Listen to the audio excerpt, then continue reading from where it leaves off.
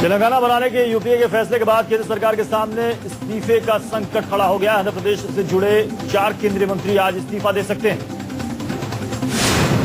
आंध्र प्रदेश के 4 मंत्रियों और 4 सांसदों ने दिल्ली में बैठक की। तेलंगाना के फैसले के बाद नाराज ये कांग्रेस सांसद इस्तीफा दे सकते हैं। 3 मंत्रियों के इस्तीफे की भी खबर है। इस्तीफा देने वाले मंत्रियों में केंद्रीय मानव संसाधन विकास मंत्री MM पल्लम राजू का भी नाम है।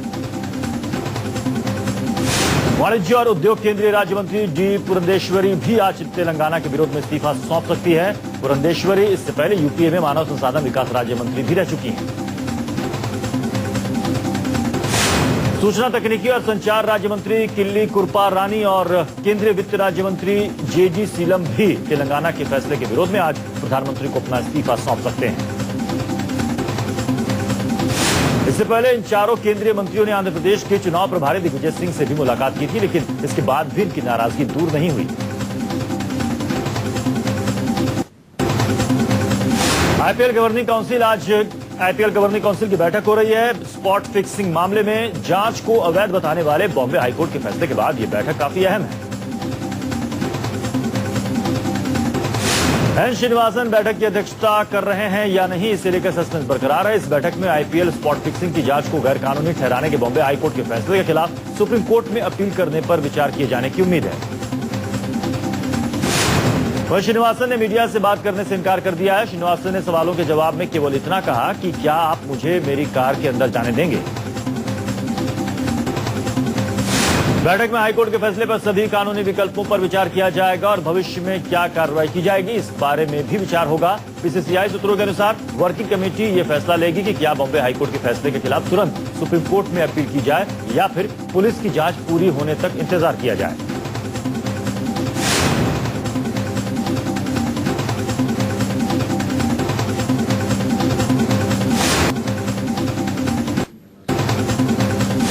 तेलंगाना गठन के बाद बोडोलैंड के गठन की मांग भी तेज पकड़ती जा रही है। असम के कोकराझार में बोडोलैंड की मांग कर रहे समर्थकों ने जमकर प्रदर्शन किया। प्रदर्शनकारियों ने रेल यातायात ठप कर दिया। इन लोगों का कहना है कि हिंसा करना उनका मकसद नहीं, लेकिन केंद्र सरकार उनकी आवाज नहीं सुन रही है। मुंबई के डोंगरी इलाके में एक तेज रफ्तार कार ने कई बाइकों में एक साथ जोरदार टक्कर मार दी। इस हादसे में किसी के हताहत होने की खबर नहीं है। पुलिस ने कार को कब्जे में ले लिया है। पुलिस का कहना है कि उसे कार में से कई बियर की बोतलें मिली हैं, लेकिन कार ड्राइवर फरार बताया जा रहा है। TV serial actress Urvashi Dholakia की कार से 51,000 रुपए की चोरी हो गई है। यह चोरी तब हुई जब बांद्रा के ताजलैंड होटल के पार्किंग लॉज में उनकी गाड़ी खड़ी थी। ढोलकिया इन दिनों टीवी पर कई सीरियलों में काम कर रही हैं। बड़ोदरा में भारी बारिश और माही नदी के उफान के चलते बाढ़ का संकट मंडरा रहा है। कल कदाना डैम से 2 लाख क्यूसेक पानी छोड़े जाने से स्थिति और भी गंभीर हो गई है। रक्षाबंधन त्योहार के पहले राजकोट में राखियों का बाजार सज गया है। रंग बिरंगी राखियां बाजार में बिक रही हैं। भाई बहन के इस त्योहार के लिए राखियां खरीदने के लिए बड़ी संख्या में बाजार में लोग उमड़ रहे हैं।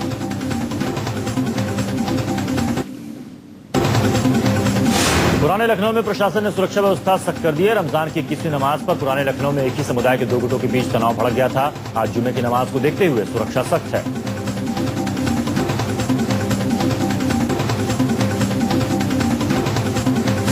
फिरोजाबाद के सिरसागंज में अपराधियों ने सरेआम पुलिस कांस्टेबल पर फायरिंग कर दी। पुलिस कांस्टेबल की मौके पर ही मौत हो गई। पुलिस फायरिंग करने वाले बदमाशों की तलाश में जुट गई है।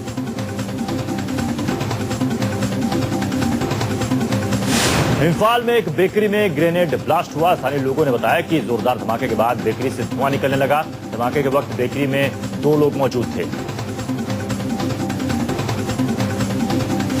असम पुलिस ने काजीरंगा नेशनल पार्क में शिकार करने वाले 2 लोगों को गिरफ्तार किया है। इन दोनों पर 9 मई को एक गैंडे के शिकार का आरोप लगा है।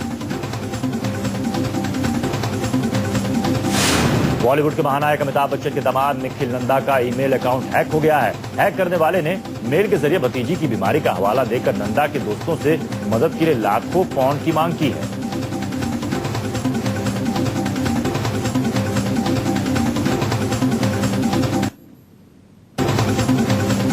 जम्मू कश्मीर समेत उत्तर भारत के कई हिस्सों में भूकंप के झटके महसूस किए गए हैं। रिक्टर स्केल पर भूकंप की तीव्रता 5.4 मापी गई है। भूकंप से अभी तक किसी तरह के जान माल के नुकसान की कोई खबर नहीं है।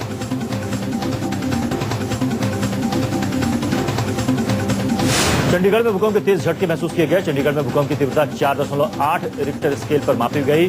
भूकंप का केंद्र हिमाचल प्रदेश और जम्मू कश्मीर था। जलजले की आहट से लोगों में दहशत।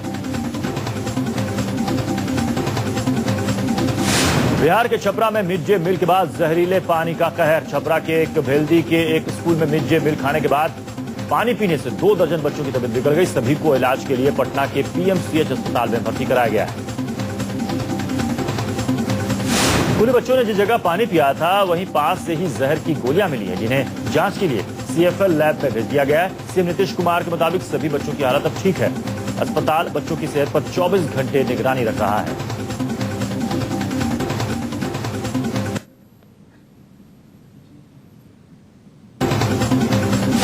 कारोबारी सत्र के अंतिम दिन भारतीय शेयर बाजार मजबूती के साथ खुला। सेंसेक्स और निफ्टी दोनों पर सरकार के एफडीआई संबंधी फैसलों का असर देखने को मिला। सेंसेक्स जहां 49 अंक चढ़कर 19,367 पर खुला, वहीं निफ्टी 6 अंकों की उछाल के साथ 5,734 पर खुला।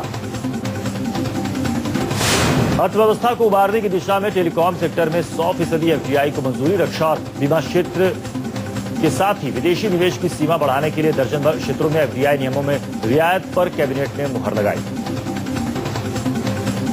नकदी किल्लत से जूझ रहे बैंकों ने इस समस्या से निपटने के लिए फिक्स्ड डिपॉजिट पर ज्यादा ब्याज देना शुरू कर दिया। निजी क्षेत्र के यस बैंक के बाद अब एचडीएफसी बैंक और एक्सिस बैंक ने भी इसकी घोषणा की है।